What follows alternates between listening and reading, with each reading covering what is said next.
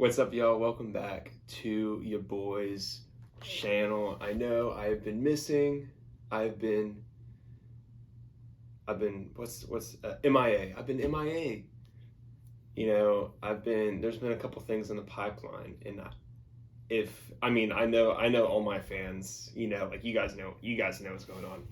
But if you don't know, I have a podcast now, so I'll link that down in the description. I'll link their channel down in the description. We're on Spotify, Apple Podcasts, and on YouTube, but I'll link the YouTube channel. We dropped an episode last week, and we dropped an episode yesterday, but it's not uploaded to YouTube yet, but it's on the other two platforms. So that's what I've been working on, and then school's been busy, but I'm getting back to it, so don't y'all worry. And today I thought the best episode to get back to is just a devotional for the week. So this week we're going to be out of Psalm 1, verses 1 through 3. So it's, "Blessed is the man who walks not in the counsel of the wicked, nor stands in the way of sinners, nor sits in the seat of scoffers. But his delight is in the law of the Lord, and on his law he meditates day and night. He is like a tree planted by streams of water that yields its fruit in its season, and its leaf does not wither. In all that he does, he prospers." And I just think about that last line, right? In all that he does, he prospers. And I think as Christians, and then just as people, that's where we want to be. We want to be where everything we do actually matters, right? We don't want to be doing stuff that we feel doesn't matter. We don't want to be doing stuff that's not prospering, right? It's not like we enjoy failure. And so basically what I want to do is I want to look at the psalm and say, well, how do we get there? How do we get to prospering, right? And that I don't, whenever I say prosper, that very much might not be physical stuff, right? I think God wants to prosper us spiritually a lot more than that he does with material possessions, but that doesn't mean that God doesn't want to give us stuff. But I think God wants us to grow spiritually and give him glory the foremost, right? So prosper. I know a lot of people nowadays, a lot of pastors will say that's material.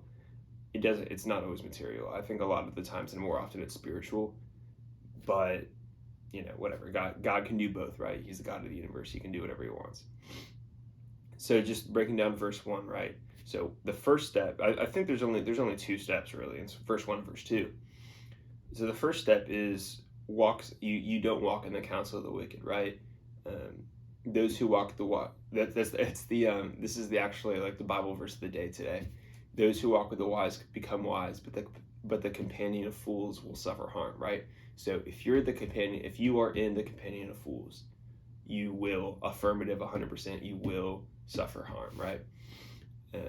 I'm going to talk about this in the next video, but there's this king, right, who forsakes the counsel of his father, right, because his father dies and he becomes king. He forsakes the counsel of his father, and he gets all of his friends, and he's like, what should I do? And his friends tell him to do the wrong thing, and then the northern kingdom splits off from Judah because he decided to walk with unwise counsel, right?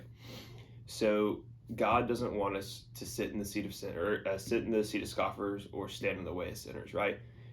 Obviously, that doesn't mean God wants us to stay at home and never leave our house because, oh my gosh, there's sinners outside, right? What the Bible's saying here is the Bible saying you want to be in the world, not of it, right? So the world is full of sin, right? It's full of sinners.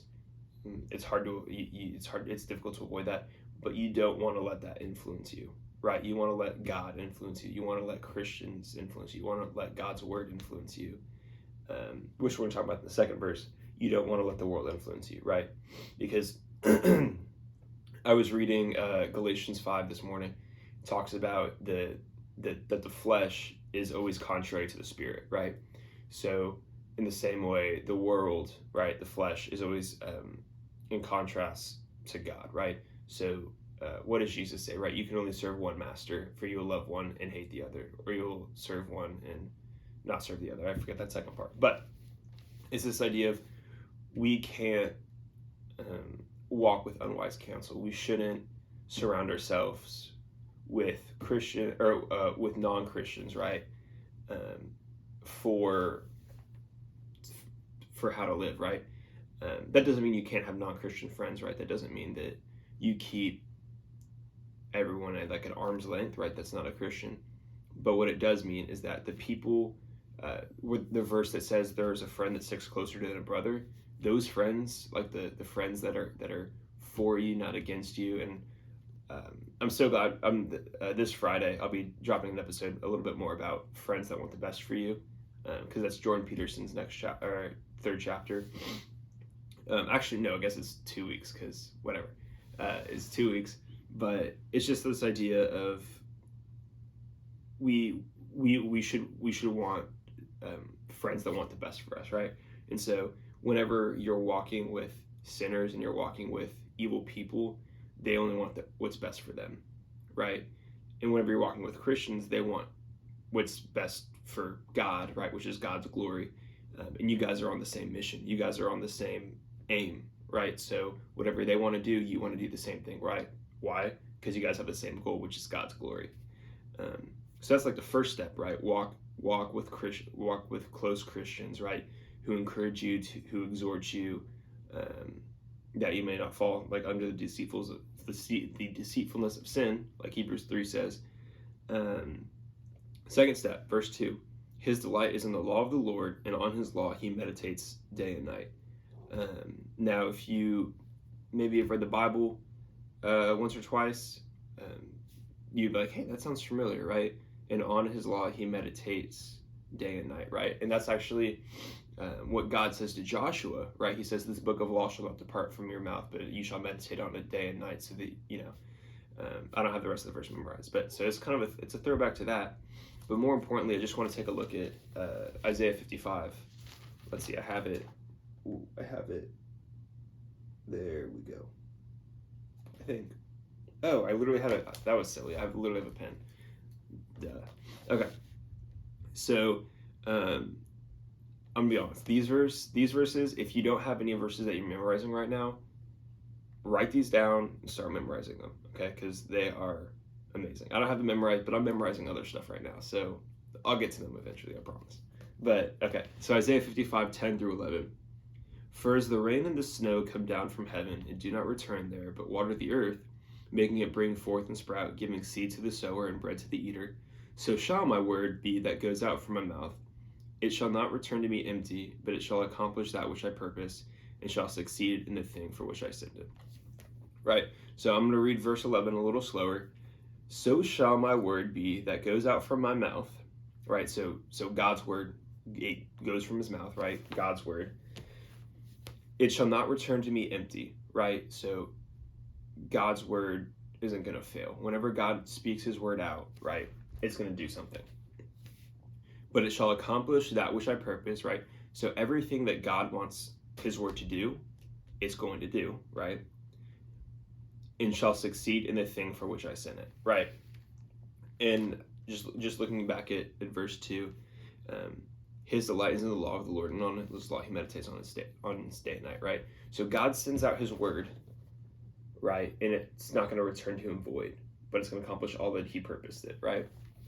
So in the same way, we should be delighting in God's law. If we want to prosper in everything that we do, if we want to bear fruit and season, I think of John 15, right? I think it's verse 5. Man, it's rusty. It's really rusty. Actually, I'll flip to it, man. That one's a little rusty. Whew. I'm not cutting this out, man. I'm doing this old school, baby. John 15. I'm the vine and you are the branches. Whoever abides in me and I in him, he it is that bears much fruit. For apart from me, you can do nothing, right? So the only way we bear fruit in our season, right, is if we abide in Christ, and he and Christ abides in us, right? So obviously, well, I guess that's the third step, or it's probably like the first step, right? But to be a Christian, right? To say, Jesus Christ, you are my Lord and Savior. You are king over creation. Here's my life, right? So there's that. So that'd be the first step, right? Second step would be surrounding yourself with godly counsel, with godly wisdom. And the third step is meditating on God's word, right?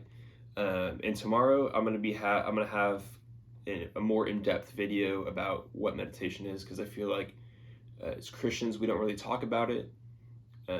And as far as orthopraxy goes, like actually practicing it, practicing it, I feel like we as Christians very rarely do meditate, and it's something that I'd like to work on personally.